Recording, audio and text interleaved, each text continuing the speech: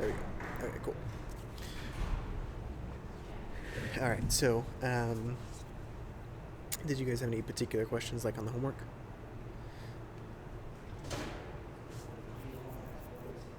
I didn't have any homework questions, but if nobody has any other questions, I do have questions on recursion. But Okay. if Good Noodle has homework questions, we can do that. Uh, I'm down to do some recursion questions as well. Okay. We'll work on some recursion stuff. Did you have a particular example in mind that you wanted to talk about?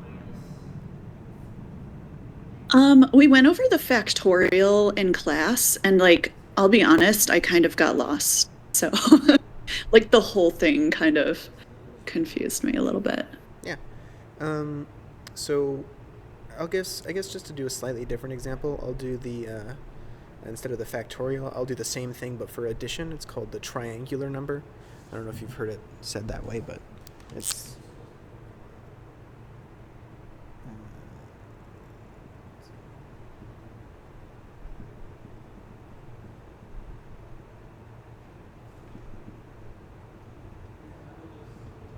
so it's the same thing as factorial. You're just doing it with addition instead of multiplication.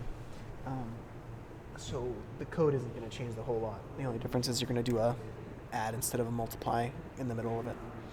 So if we're taking a look at the function for this, the only thing we need to pass in, and this is C code, the only thing we need to pass in is the number n, which we're finding the triangular number of.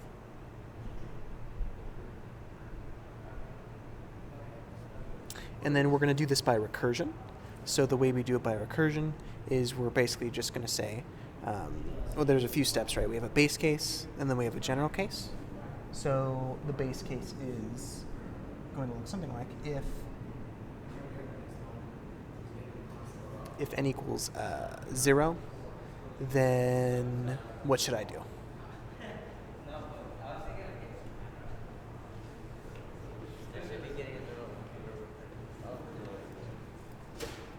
What happens if I try and find the triangular number for 0? What would I get as the output?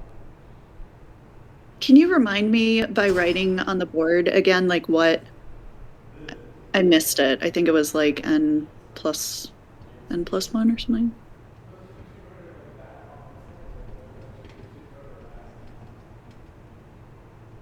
It's the same as the factorial, just with addition instead of multiplication.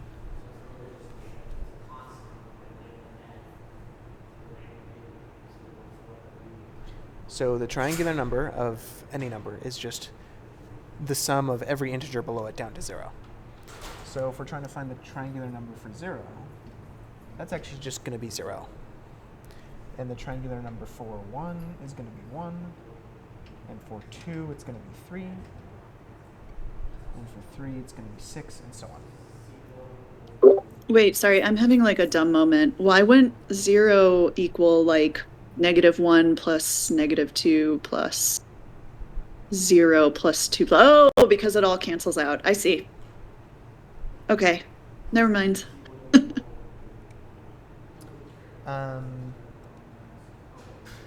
Just generally speaking, all these terms, it's always going to be. I mean, you can think of it going this way, starting from the smallest to the biggest. You always start summing at 0, and then you add 1, 2, 3, 4, and you stop at the number, which is this number here. But if I say stop at the number 0, that means that you stop here, so you're done. If I say stop at 1, then you sum these two terms. If I say stop at 2, you sum these two.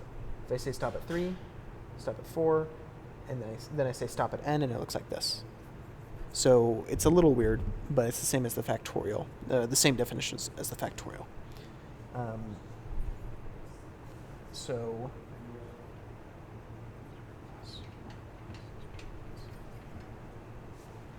this is why the triangular number for 3 is 6, because 0 plus 1 plus 2 plus 3 is 6. Same deal for 2, 0 plus 1 plus 2 is equal to 3. Same deal for 1, 0 plus 1. Same deal for 0, it's just 0.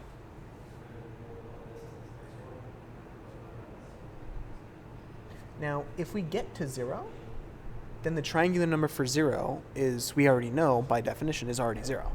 So you could just say return 0.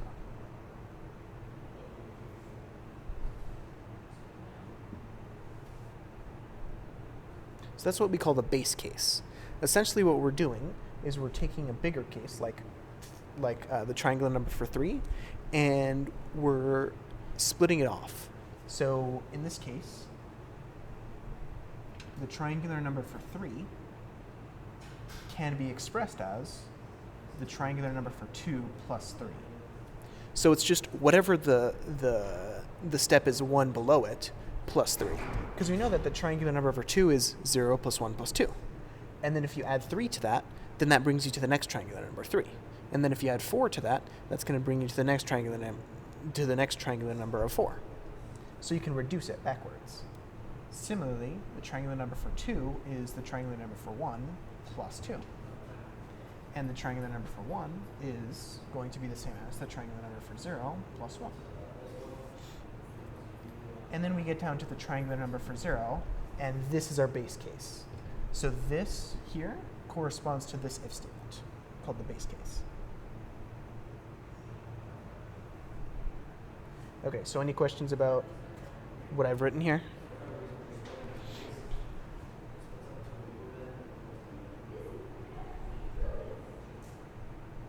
No questions about this recursion stuff so far?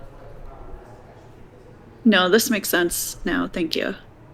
Okay, so I'm going to go ahead and erase some of this real quick so I can make space for the code. That's your base case. Now your, there's the general, I think they call it the general case, or in math, you would call it the inductive case.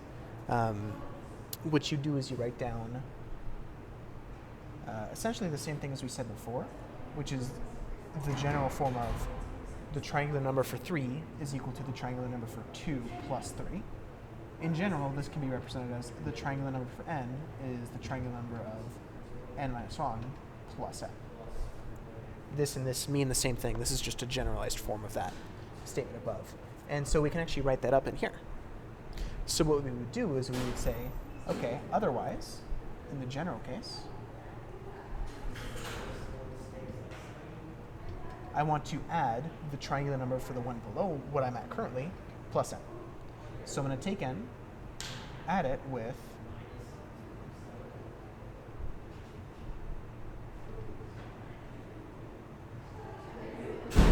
So I'm going to take my value of n, add it with the triangular number of n minus 1. So it's just like saying again, where this triangular number for 2 is this, and this 3 is here, and this is the result we care about. So we could say return this.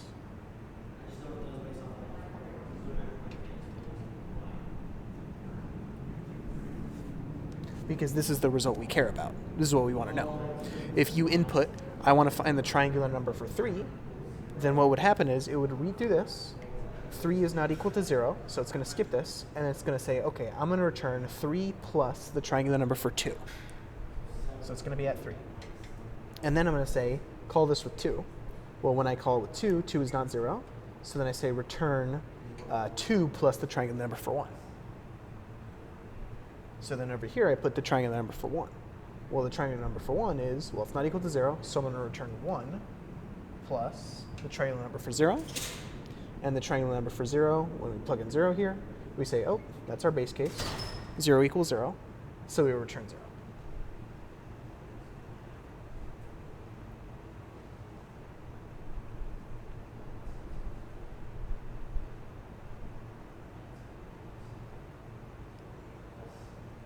So you'll notice that we've broken up our big, hard problem of triangular number of 3 into a bunch of smaller, easier to calculate steps. So our triangular number for 3 is 3 plus triangular number for 2, which is 2 plus triangular number for 1, which is 1 plus triangular number for 0. And we know what triangular number of 0 is. That's kind of hard-coded here as a base case.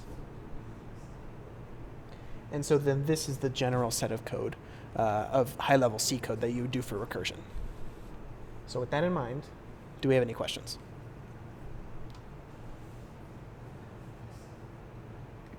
Not for me. Not for me either. Do you have any questions, Lou?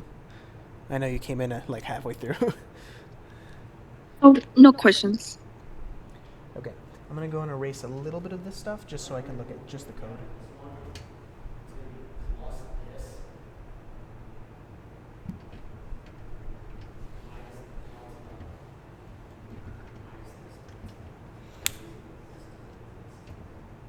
Okay, so I'm going to do the process of transcribing this to assembly, very similar to what you guys do in class, which is with two passes.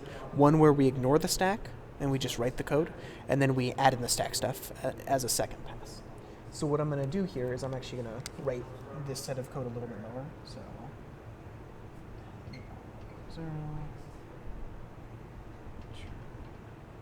0.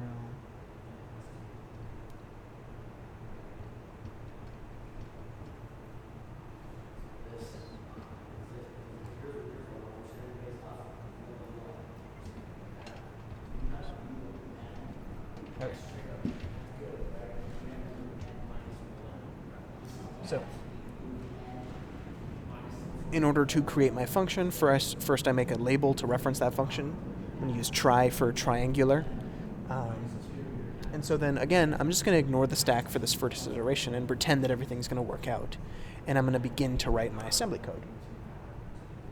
So the first thing I need to do is I need to keep in mind that n is stored in A0. Because remember that our parameter that we are using as the first argument for a function call, this first argument is always stored in A0.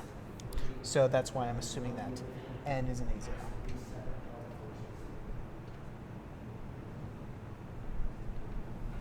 Okay, any questions before I start writing the code?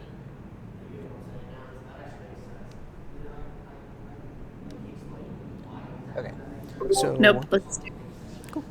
All right, so the first thing I'm going to do is I'm going to need to compare this to 0. So this value in my A0 register. So the way I'm going to do that is I can just check, I can just do branch if not equal.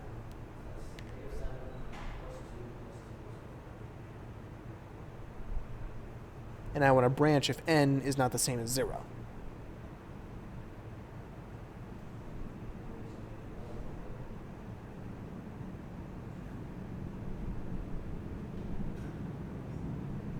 And I'm going to branch to general, which that label corresponds to the general case. Whereas the internals here is going to be the base case.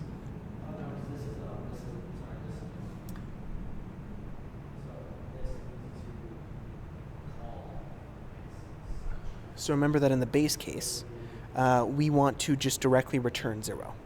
That's all we want to do. So in the base case, what I'm going to do is I'm just going to say I would theoretically have to say A0 equals 0, and then I can return it with JRRA. However, in this case, we only enter this if A0 is 0 anyways, so we can just return A0 directly.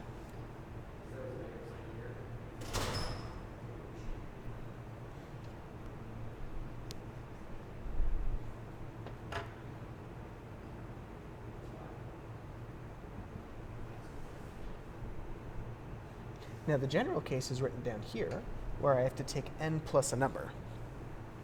So what I'm going to do is I'm going to do a function call to get this triangular number and store it in a register, and then I can add it with n.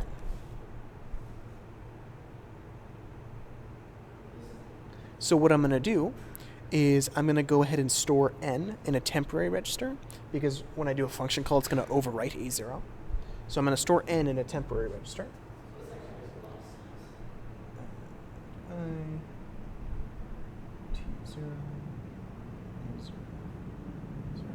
So it's basically just moving the value of A0 plus 0, into T0.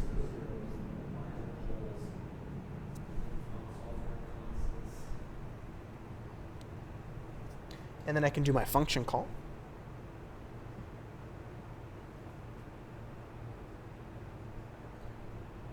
And recall that for my function call, before I do that, for my function call, I have to call it on n minus 1. So that means that my argument register A0 has to be n minus 1. So before I call it, I have to decrement A0.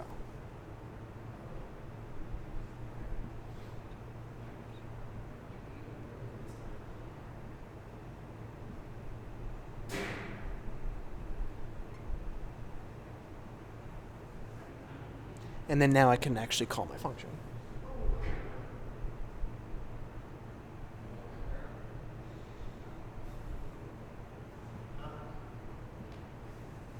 So when you call that function, now it's going to jump back up to try, and then basically it's going to loop this code over and over and over again until you hit a base case.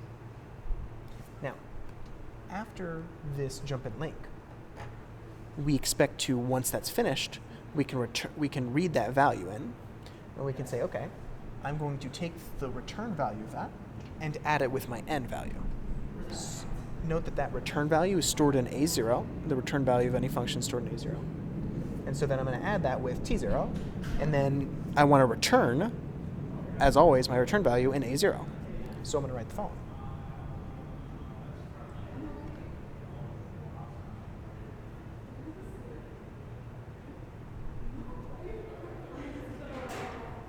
So this is the same thing as saying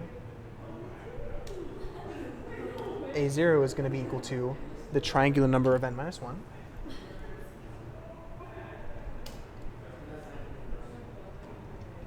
plus n, which is the value that I wanted to return at the end. And so then now, as the very last step, I would then return to my color. So that would be a JR RA. Okay. Now again, we're doing this in 2 passes. So on the first pass, we kind of ignore the stack stuff because there's a lot of things that are going to go wrong if we overwrite a bunch of values. But this is like the general set of code. First, it's the base case up here.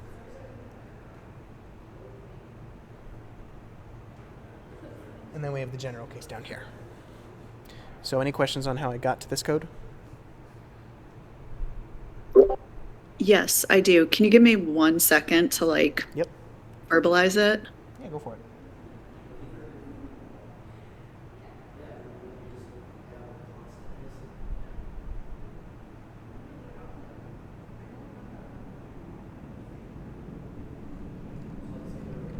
Actually, I think I'm okay.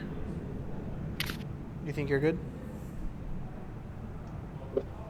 Yes, I think I'm fine. Okay. Any other questions?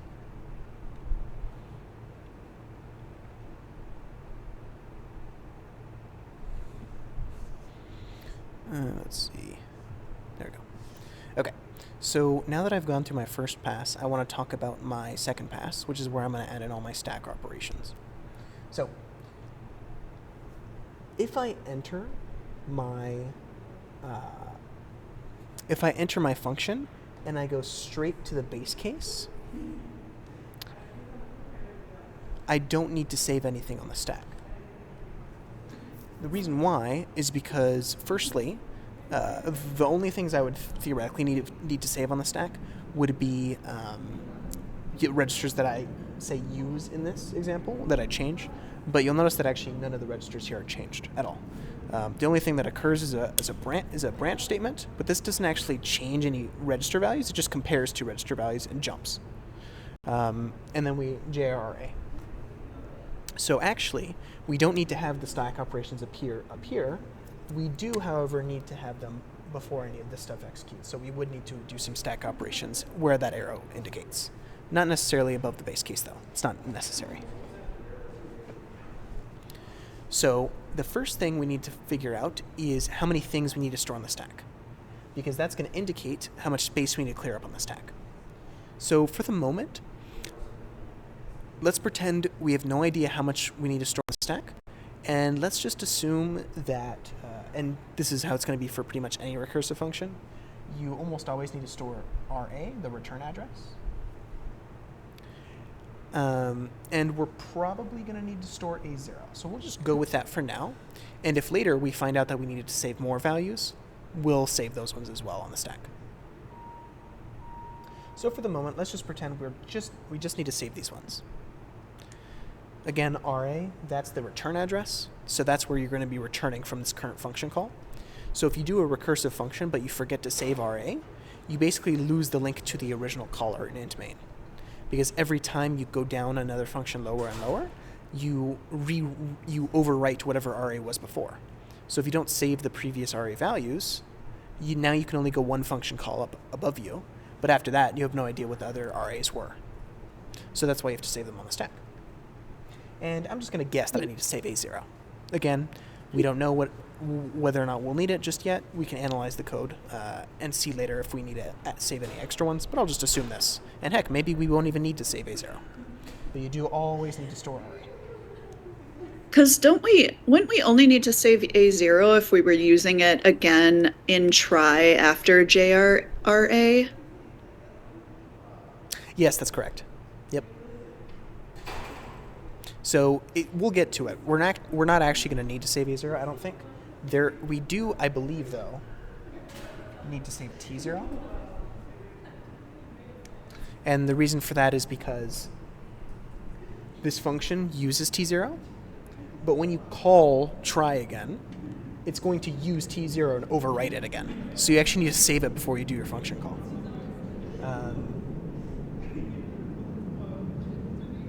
So we'll talk about that in a minute. In fact, the arrow isn't going to go up here, but rather is going to go right before the function call.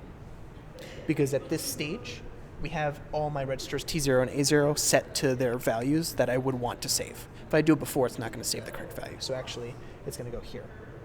So let's just go with this now. Thank you for pointing out the A0. Yes, you're right. We aren't going to need it because it gets overwritten anyways with function calls. But T0, we do want to save. So let's go and write out how we save these things in the stack. So the code that I would put in between this instruction and the next is going to be add immediate, SP, and then what do I put over here, and why? As the last argument. -8. -8, that's correct. Why? Because we are decrementing if the stack downwards 2 words, RA and T0. Yep, that's exactly right. So now that we've allocated space on our stack, the picture would look something like this.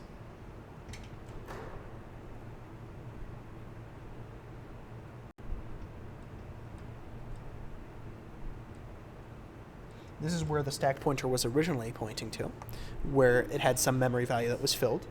And now this is where we're pointing to at stack pointer decremented by 8.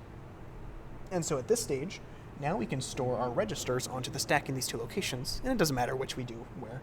I'll say I'll do RA here and T0 here. So what instructions would I have to write to then store RA and T0 on the stack?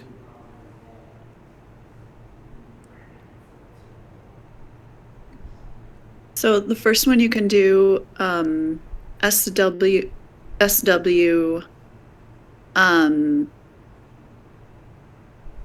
oh, I'm sorry.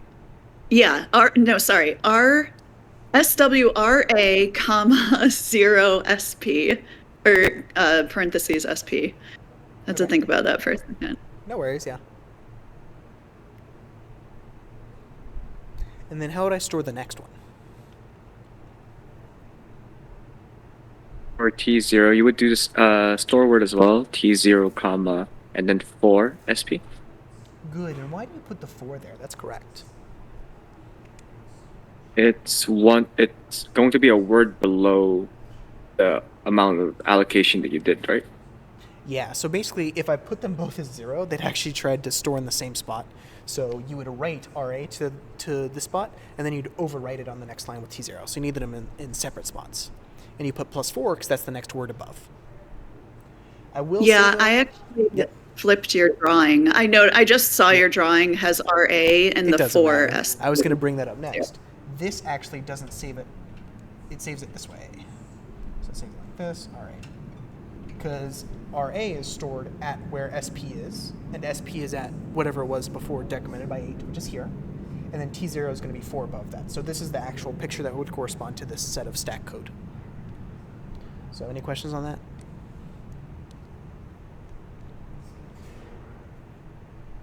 And if I wanted to, I would just swap the 4 and the 0, and I would swap the order. But again, the order doesn't matter. What matters is that we actually saved it on the stack, and we remember where we've saved it on the stack so we don't mess it up later. Because if we read them in the wrong order, then that's also messed up. So I've saved I've decremented my stack, I've saved my return address, and I've saved my value of t0, and then I call my function. After that function is finished calling, I'm going to have to then read back in the stuff I care about. Specifically, I'm going to care about my RA and my t0.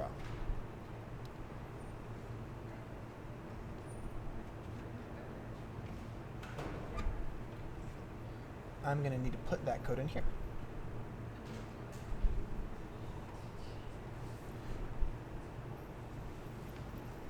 So now what I'm going to do is I'm going to go ahead and load back in my values.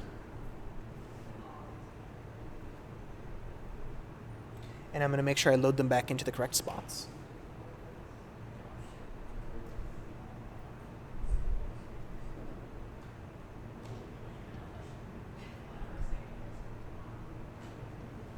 So wherever it was that I stored them, that's where I'm going to read them back from. And then I could also, if I wanted to, at the stage, I could deallocate the stack space that I added on. So here I added 2 slots onto my stack.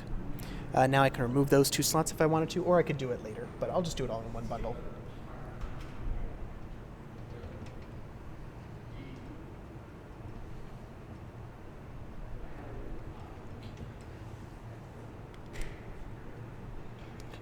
So to recap, we had this original set of code which we did in one pass, which was just trying to get the functionality of the internals of that function, not including stack operations, not remembering that we need to save stuff.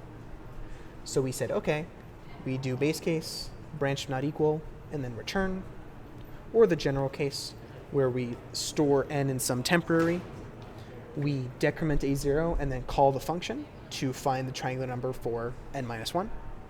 And then we sum that result from that function call plus t0, which held the value of n, to get my final result stored in a0, and then we can return that value. Then the next pass we said was, okay, well, for sure, every time we do a recursive function call, or just a function call within another function call, we have to make sure that we save RA on the stack. So I need to make sure that I save RA for sure, every single time I do one of these. So I allocate stack space and then store RA on the stack. But I also need to remember that when I do this function call, t0 is going to be changed, but I actually cared about t0. T0 held a value that I cared about. It held n. So I need to make sure I don't mess that up by saving t0 on the stack. So I save both of them on the stack, and then after my function call, now I can restore them from the stack and reset my stack pointer. And then I can finally do my old value of t0, which when restored from the stack holds n, plus the new value of a0, which was the return from the try function call, which was try of n minus 1. And then when you sum those, you store it back in a0, and then you go ahead and jump back to your caller. Okay, so I know I went over quite a bit, but that's the set of the recursive code. And in actual code, again, you would just take these and actually insert them in there. I just didn't want to erase everything and rewrite it all. All right, so any questions in regards to how to do this? Yes, I actually do have a question. So there's only one stack frame, and that's try, right? Or does the stack frame get like duplicated every single time we do the recursion? And then are we like, because we have an... It depends on how many times your function gets called. However many function calls that are currently going on at the same time is however many stack frames you have. So if you did the triangular number of 5, you would have to calculate the triangular number. You'd do a function call to do triangular for 5, and then that would do a function call for triangular 4, 3, 2, 1. And then 0, but that doesn't get a stack frame, because if it's the 0 case, the stack stuff doesn't happen. So you'd actually have 5 stack frames at once if you did triangular for 5. Okay, so every time we go through this general function, we are basically allocating, 8 bytes on the SP and then deallocating them, and then we do the function again, and then we're doing new allocation 8. Well, we allocate it and then we call. But when we call, remember, we have to go into the function. We don't immediately execute the next thing. So we go through this, we allocate space, and then we do a function call. But that function call makes us go back up to the top. And if it's general again, then we go and we allocate even more space. So what's happening is a picture like this.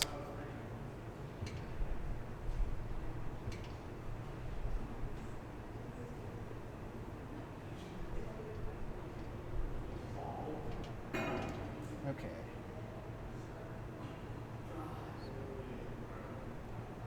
And I think I'll do, yeah. So we'll do, like I mentioned, the triangular number for 5. And so what I expect is that the triangular number for 5 at the very end of this is going to be equal to, I believe, 15. That's what we expect. If you sum 5, 4, 3, 2, 1 all the way down to 0, you should get 15. So let's actually step through it, and this is how you can test your code, because it's very possible that I made a mistake when I was writing this, and so you can test it either by doing it in Venus, or you can do it by hand, like go through your code by hand. And so that's what I'm going to do for these first few steps, and if you guys want, I can go through the whole thing, but I'll do a few steps first. So I'm an int main, and I call the triangular number function on n equals 5. So I enter here. At the moment, I haven't allocated anything on the stack because I haven't run into these blocks of code yet. So my stack pointer's still here. Then I run and execute this. 5, so currently, n equals 5. That's what we're worried about. So now on the case for n equals 5, this does not,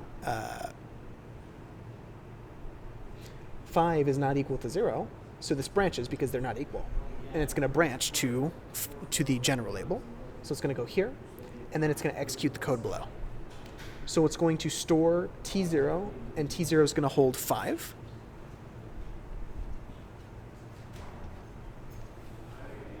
And then on the next line of code, A0 is going to hold the decremented value. So A0 is going to be equal to 4. And then you call try on n equals 4, because A0 currently holds the value of 4. So I'm basically just going to remember this set of code. So right before I call, we run this block of code here to store stuff on the stack. So the first thing that happens is I allocate space. So this is SP minus 8. And then what I do is I store RA and T0 in those exact positions. But here, RA holds the value of, this is going to be kind of hard to, I'll just call it RA5. As in the return address from step triangular number 5, because I don't know where this function is stored at the moment. It could be at some random address. I'm just going to call it RA5. But I do know what T0 is. T0 I said was 5.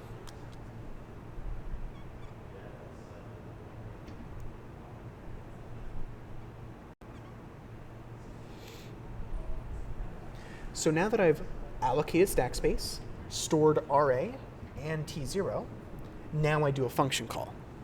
When I do this function call, it jumps me to try, and then I start executing from there.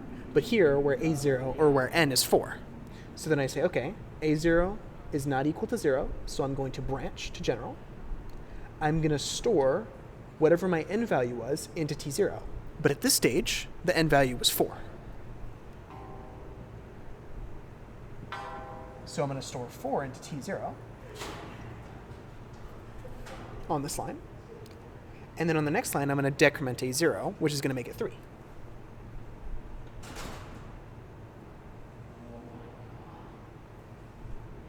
And then I run through and I allocate more space on the stack. So I decrement the stack pointer again by 8. So in total, from the very beginning, I've decremented by 16. This function doesn't know that it's gone on for this long. The function call that we're in, it has no idea. All it knows is that originally it was here, and then we went down by 8 from there. So yeah, the distance from here to here is 8. But in total, we've gone down by 16. That's why I'm writing the minus 16 there. So any questions so far? No, that all makes sense. Okay. I'm going to speed through it a little bit faster because these next steps are going to be very, very repetitive. So we're going to store T0 and RA on the stack. T0 is going to be 4. And then we have RA4. And then we do a function call, jump back up to the top, where here we're doing n equals 3. N equals 3 not equal to 0, so it branches. You're going to store 3 into T0.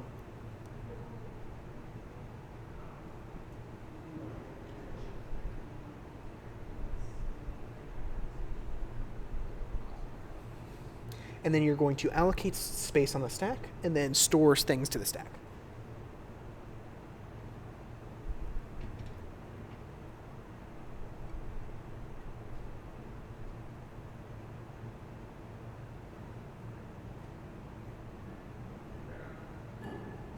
And so we're going to keep doing this. So I'm just going to go ahead and write what we get at each of these stages. So let's do that.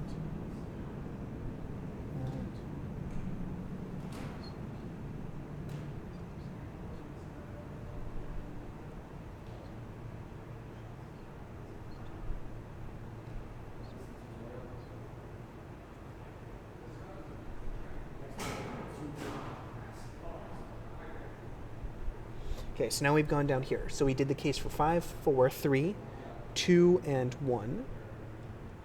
And so now we're calling the function. And let me do this.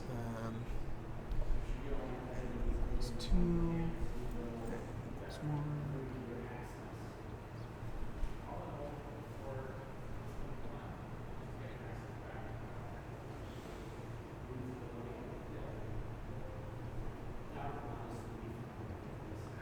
Okay, so after we finish this stack frame for triangular number for 5, we go to the triangular number for 4, and then we go to 3, and then we do 2, and then we do 1.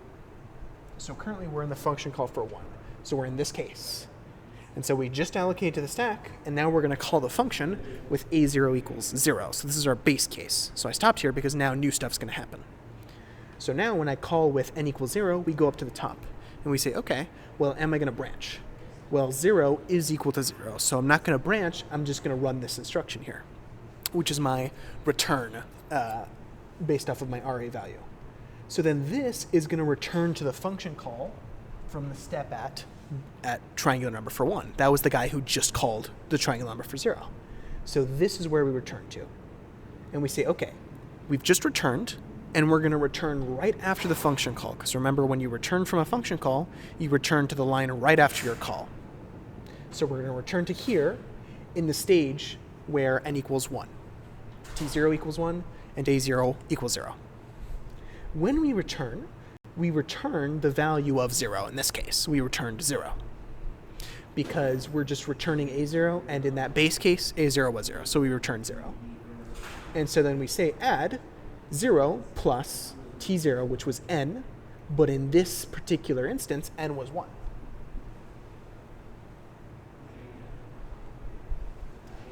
Because we're in the triangular number for 1 function call. So n is 1 in that case. And so when we execute this, we get 1 plus 0 equals 1. And so we store a0 equals 1.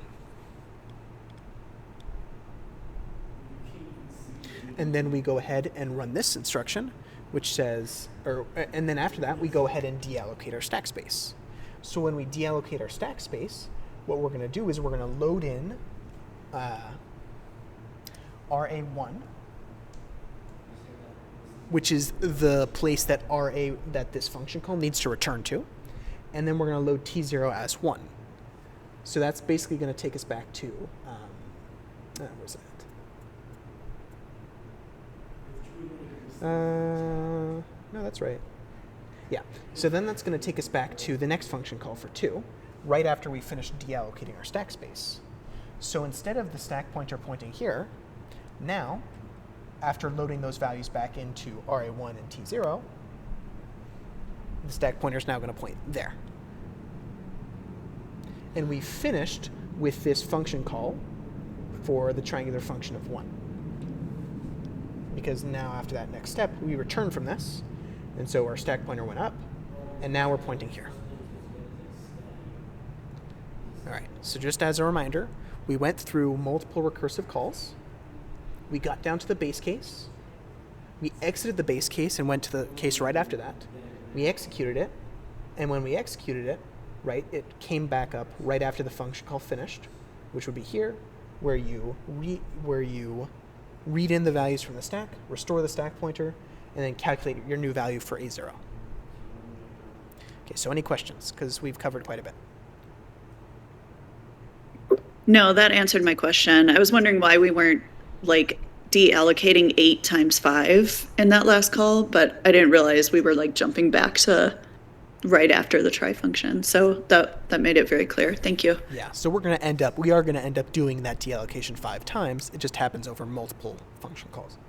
So the next thing that happens is we have this stack frame, which is where we're currently on, which is in the function call for 2, which is here. So after we return, we go ahead and load in our new values. Well, the new values we're loading in are going to be RA. So we're going to load in RA2, which is basically saying where this guy has to return to after he's done with his function call. And more importantly, we're loading in T0. Because now, at this moment, A0 held the value of 1. That's what we returned delta 1 with. We returned from here with A0 equals 1. That's how we returned. And now we're done with that. Now at the next stage, A0 is still equal to 1 because that's what we returned right after this. But then we're going to take that value and add it with T0. Well, remember that we just loaded in that old value from the stack into T0, which was T0 equals 2. So we load in 2 into T0, and then we add it with A0, which at the moment holds the value of 1, and we do 2 plus 1 equals 3. So now at this stage, A0 is equal to 3. Which makes sense. The triangular number for 2 is 3. 2 plus 1 is 3. And so we get what we expected. Now that we have 3 stored in A0, now we can return to the return address of function 2, RA2, which we did load in properly from our stack. And note that after this executed, our stack pointer has now gone up there. After the stack frame of the function call for 2 is finished. And so now that we're here, we have to ask, okay, we just returned. We return to right after the function call, which is here. So that's right after the function call. And we say, okay, we're going to take whatever's in A0, add it with whatever's in T0, and store it in A0. But before that, we got to load stuff from the stack. So we load into RA the return address for 3. This is where 3 is going to return to. And into T0, we load the value of 3. So on this line, now T0 is 3. And right when we left off on the last one, A0 was also 3. So we're going to do 3 plus 3, and that's 6.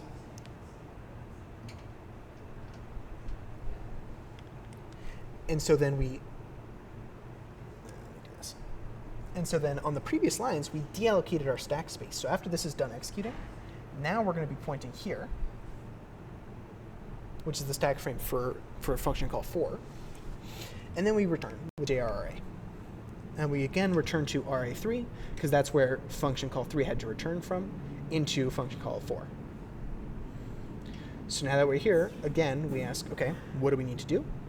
We've just returned back to right after this function call. We go here. We say whatever A0 is plus T0. But before we do that, we have to remember, oh, hey, we have stack operations. We load into RA4, which is where function call 4 has to return to. And then into T0, we load in the value 4. So now when we get to this line, T0 is going to be 4, and A0 is going to be whatever was previously 6. So then you sum those and store it in A0, and you get A0 equals 10. And also note that we added 8 to our stack pointer again, so now our stack pointer is here, right before we return, and then we return. Now onto the last step. So onto the last step, we again return, and we're returning to the function caller for RA4, which is function 5. We return right after this function call here, and we say, okay, we go ahead and execute the stack. So we load in RA5, we load in T0 equals 5, and then we increment our stack pointer, so our stack's pointing there. Well, T0, we just had held the value 5. So when we run this line, it's going to be 5 plus the previous value of A0, 10. 5 plus 10, and 15. And so we get A0. A0 is going to be equal to 15. So then that line is finished executing. Now we go to JRA, and here RA is wherever 5 has to return to. And 5 has to return to, presumably, int main. And so then this would jump us back to int main. And now A0 holds the value of 15, which is what we expected when we said we wanted the triangular number for 5. And so when it returns, it's going to have that correct answer. All right. So I know I went through that, and it was quite a few steps. So any questions on that? Because it can be very confusing.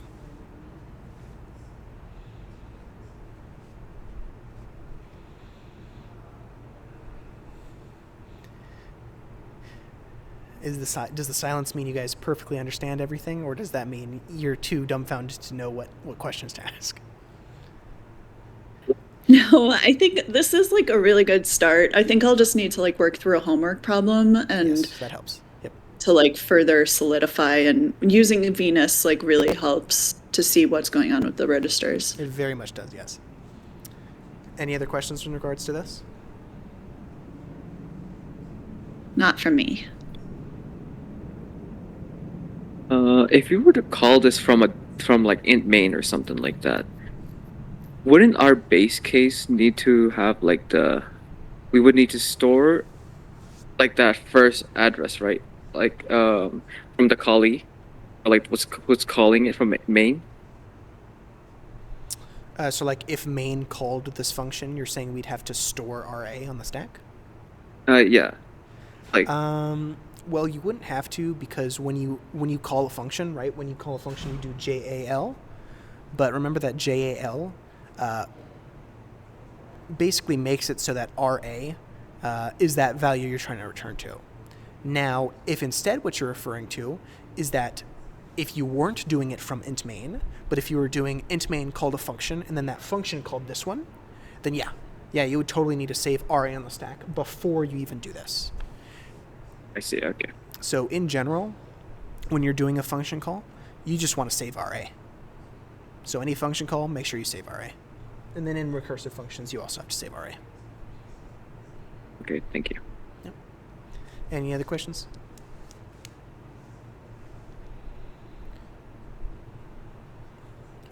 Let's see. Lou, did you have any questions about the homework, or were you just here for office hours?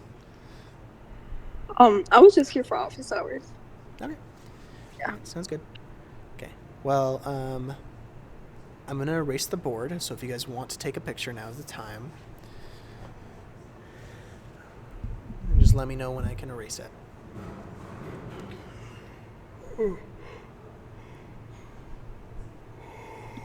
I'm good. Okay. I'm good too.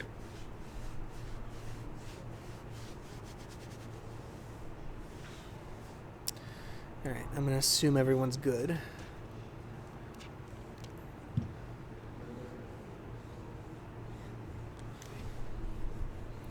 Okay. Have you guys gone over anything else in class besides recursion?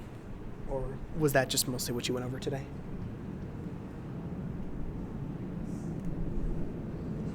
That's mostly what we did today. Yeah. Okay.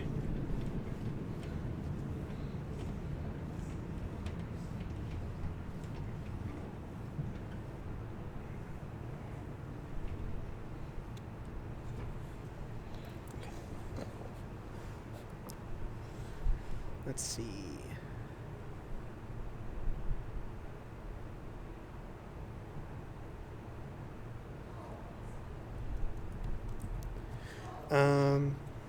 Any other questions for me?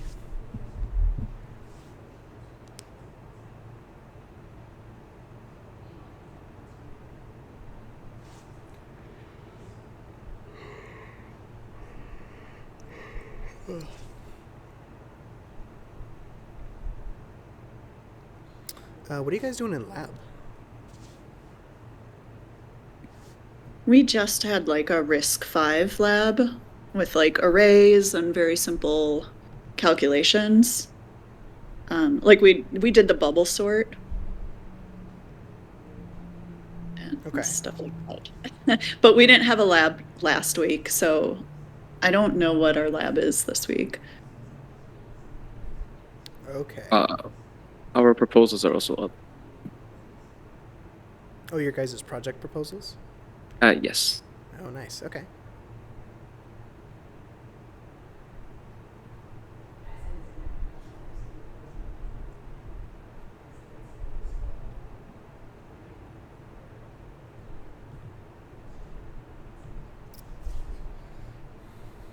Okay. Well, if you guys have any questions, just let me know. I'm going to be one of the students who couldn't make it to virtual office hours is just texting me some questions. So if you have any questions, Wait, just you let me know. did have a quick question. Yeah, go for it. Just to make sure I did this right on the homework, it was what was the question? 3C. Let me go ahead and pull it up. So you said Yeah. 3C? Yeah. I just want to make sure I understood what was being asked. 3C. Suppose that the first instruction of F1 is at memory address hex 8004. So we're just literally like incrementing by 4 on every single instruction, and that's for F1. That's it?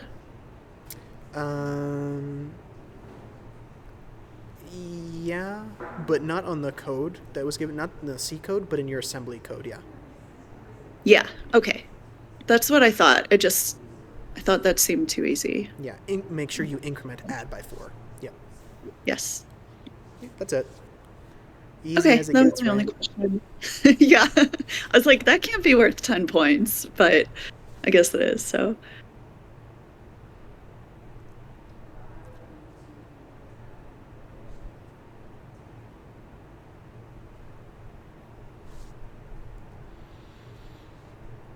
Any other questions for me? Oh, one more thing that I was wondering. So, like, is there a way to set in Venus, or I guess any application, an RA address? Because, like, I tried to like do an add-I to that register and it didn't hold. It like worked, but then as soon as I jumped somewhere, it like created its own RA. Yeah, I mean, it always creates its own RA because the RA is just the address of your program, which corresponds to the instruction right after your function call. So you don't really have any control over that because when you type it into Venus, it maps your code to specific places in program memory, and then when it does that, that determines where RA is. So you can't really change it like that unless you could physically go down and access where it was stored in program memory.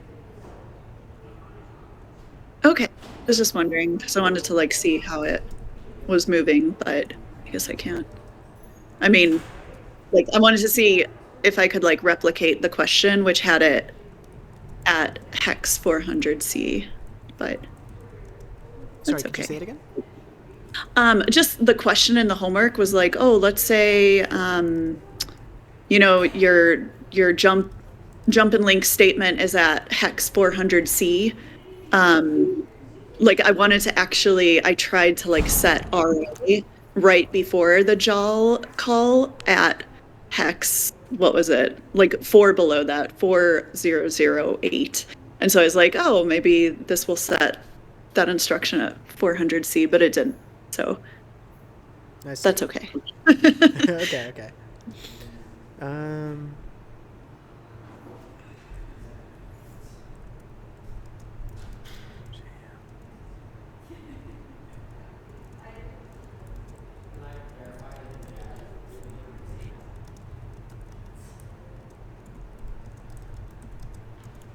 Okay, cool.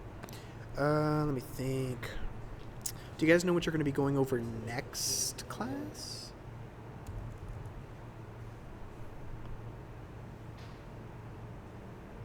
After recursive function calls, is there anything else after that?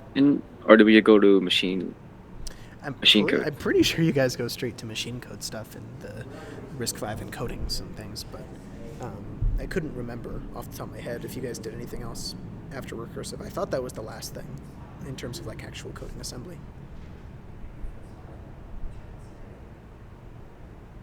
I think she might do what you did with like showing the R types, L types. I could be wrong with that. Yeah, that would make sense. I'm pretty sure that's where you guys go over next.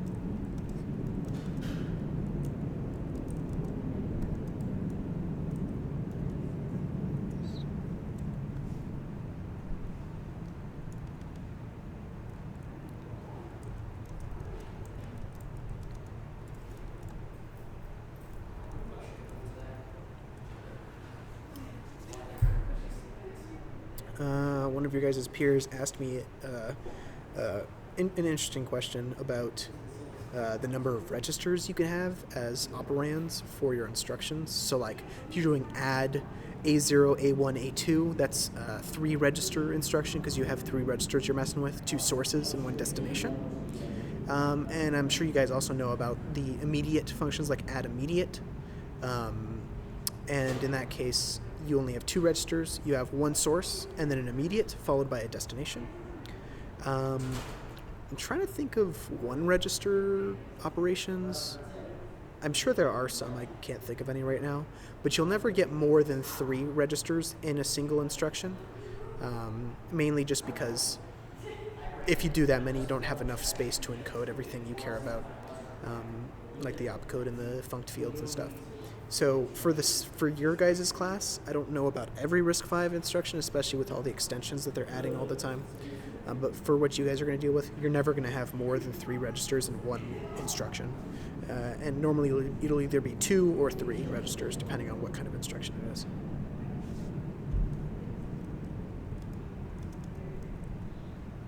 Oh, I have a quick question. For the instruction mul, like multiply, MUL, is there, I can't remember if I've ever asked this, is there any way to like do a mul I type thing? Or like, do we always need to like put a temp register with a value and then multiply That's a that? good question. I don't recall that mul I is an operation. It would just, so here's what I'll answer with. You can guarantee that you can always do that just by, like you said, loading it into a register and then multiplying the 2. I don't know if there is a MULI instruction. I would have to check the list of RISC-V instructions, and you can check that as well in the resources that was provided to you by Dr. Harris. So if there isn't an instruction that does that, then it's probably a pseudo instruction.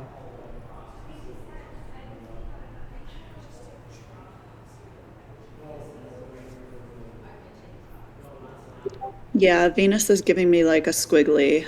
So Then it's not even a pseudo instruction either. You have to load it into your register then.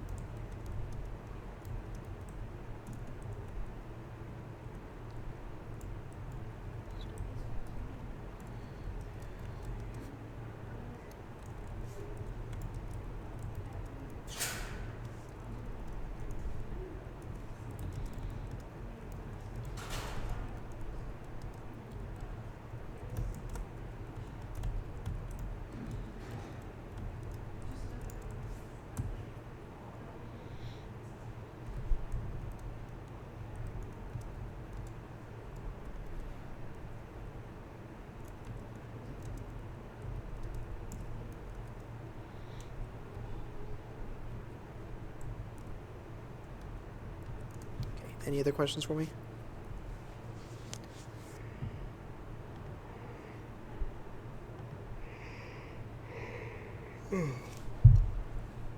Just really quick. We're treating for question 2 on homework 15. We're treating add sub as like our main function, right? And that's calling subtract. So we would need to allocate and deallocate from the stack, right?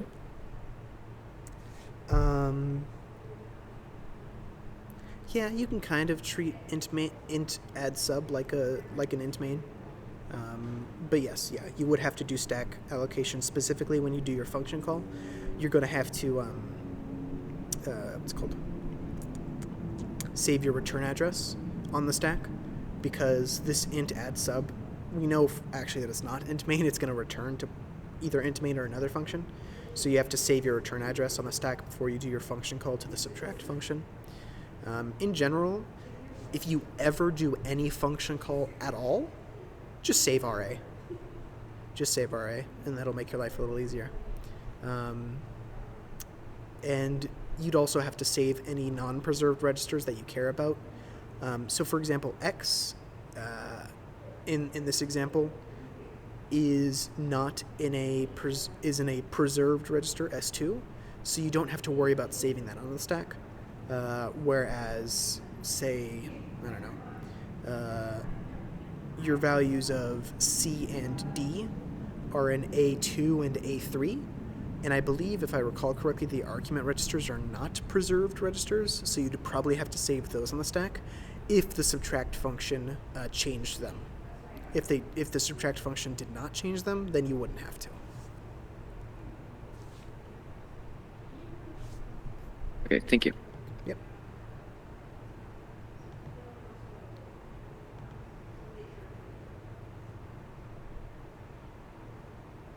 Okay, any other questions for me before I end off, Cyrus? No more questions from me. Thank you. You're very welcome. Thank you. All right. You guys have a good rest of your night. You as well. Thank you very much. All right, time to end the recording.